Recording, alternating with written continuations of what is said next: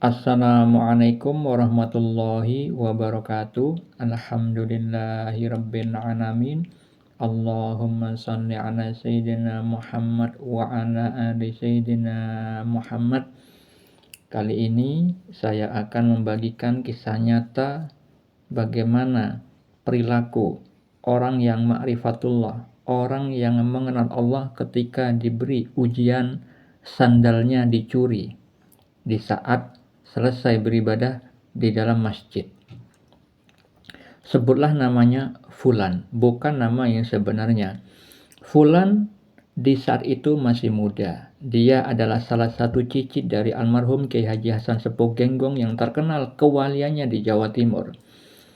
Fulan setelah melaksanakan sholat berjamaah, sholat Jumat di masjid, takdir Allah terjadi kepada dirinya, yaitu diberikan bencana. Bencana berupa sandalnya hilang. Entah itu dipinjam seseorang atau dicuri.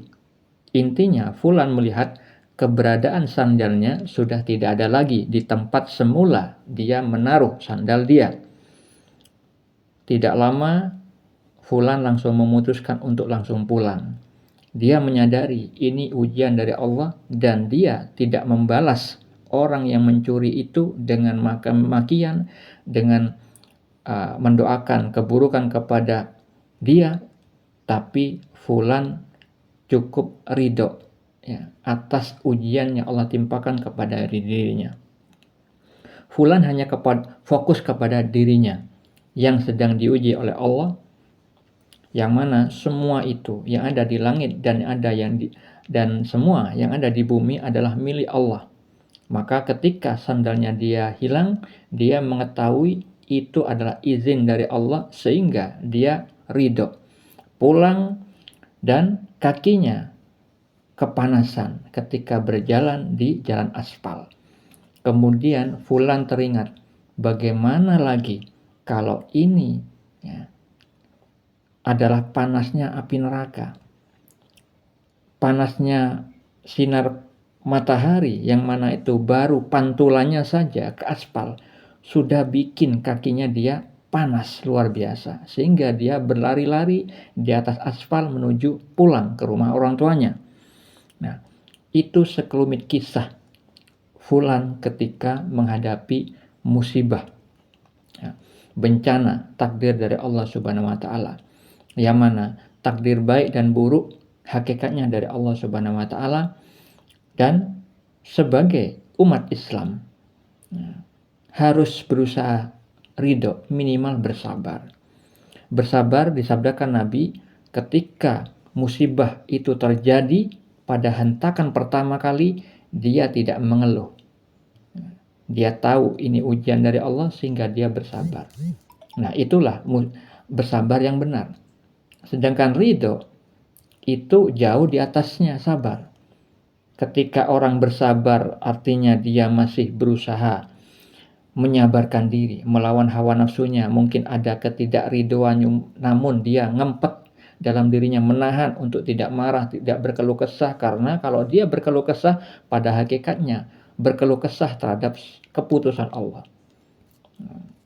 Maka kalau misalkan kita mengalami seperti Fulan ketika ada bencana, keburukan, namun fokusnya hanya kepada Allah dan diri kita saja yang diuji, kita mengupayakan semaksimal mungkin bagaimana merespon ujian tersebut dengan baik, maka hal itu kita termasuk golongan orang yang mukmin, orang yang makrifat kepada Allah.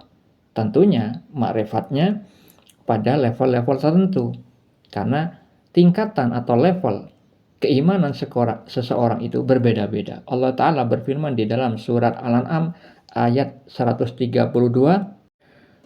dan masing-masing orang ada tingkatannya sesuai dengan apa yang mereka kerjakan, dan Tuhanmu tidak lengah terhadap apa yang mereka kerjakan.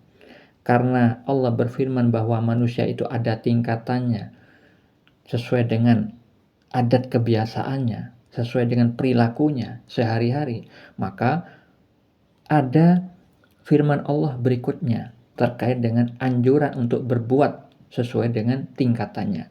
Allah firmankan di dalam surat Al-An'am ayat 135, katakanlah Muhammad, wahai kaumku, berbuatlah menurut kedudukanmu, aku pun berbuat demikian. Kelak kamu akan mengetahui siapa yang akan memperoleh tempat terbaik di akhirat nanti. Jadi, kalau kita mengetahui bahwa kita seorang mukmin, yaitu levelnya di atas muslim, maka kita harus berbuat dengan kedudukan kita, sesuai dengan kemampuan kita, yaitu minimal bersabar. Dan alangkah lebih baik jika mampu untuk ridho. Maka kita harus mengetahui, kita ini muslim atau mukmin, kita harus mengingat sabda Nabi Muhammad SAW tentang karakter seorang mukmin itu seperti apa. Disebutkan di dalam hadis riwayat Muslim nomor 2999. Rasulullah SAW bersabda, sungguh menakjubkan keadaan seorang mukmin. Seluruhnya urusannya itu baik. Ini tidaklah didapati kecuali pada seorang mukmin. Jika mendapatkan kesenangan, maka ia bersyukur, itu baik baginya. Jika mendapatkan kesusahan, maka ia bersabar, itu pun baik baginya. Nah, jadi kalau misalkan fulan tadi pada kisahnya itu ketika sandalnya hilang, dia tidak berkeluh kesah atas kejadian yang menimpanya. Dia tidak melaknat, tidak mendoakan keburukan bagi siapa saja yang mencurinya.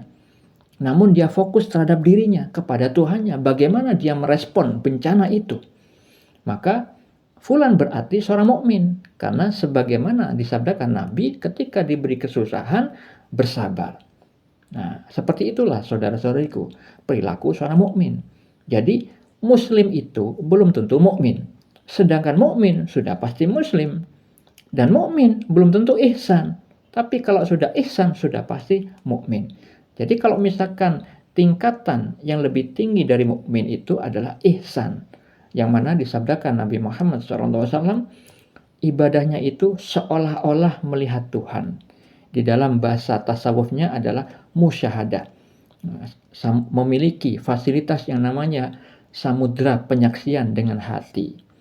Jadi kalau misalkan fulan itu mendapatkan musibah, dia bersabar, tidak melaknat orang mencurinya, lalu kejadian berikutnya dia mengambil hikmah dari hilangnya sendal itu, dia merasakan panasnya matahari yang jaraknya sangat jauh, cuman karena pantulannya kepada aspal telah membuat kakinya panas, kelojotan. Dia mengingat bahwa neraka itu adalah lebih panas, jauh lebih panas daripada sinar matahari itu.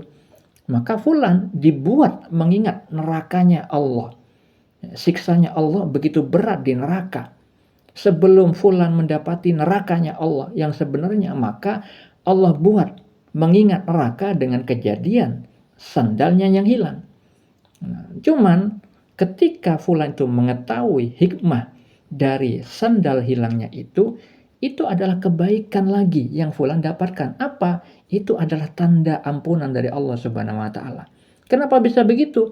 Allah sendiri mengatakan di dalam kitab Al-Mawaqif wal Mukhadabat milik wali Allah yang bernama Syekh Muhammad bin Abdul Jabbar An-Nafri.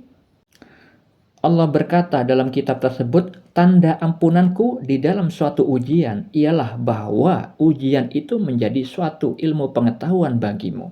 Jadi maksudnya adalah ketika kita mendapatkan suatu ujian, misalkan berupa bencana yang tidak mengenakan, kemudian kita mengetahui hikmah di balik bencana itu, yang dengan itu akhirnya kita menyadari bahwa Allah itu Maha Kuasa, yang semua ciptaannya itu mengandung hikmah, mengandung pelajaran, sehingga ujung dari bencana yang dialami itu, akhirnya kita memuji Allah.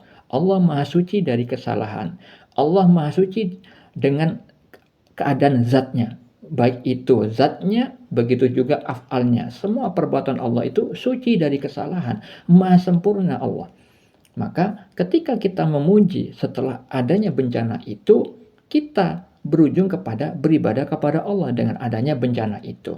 Nah, itulah kenapa Allah mengatakan dalam kitab Al-Mawaqif wal Mukhadabat, itu adalah tanda ampunan dari Allah. Karena ujian yang ditimpakan kepada fulan berujung kepada hikmah, mengingat nerakanya Allah, yang dengan itu fulan akhirnya lebih berhati-hati dalam bersikap baik lahir maupun batinnya. Semoga bermanfaat. Assalamualaikum warahmatullahi wabarakatuh.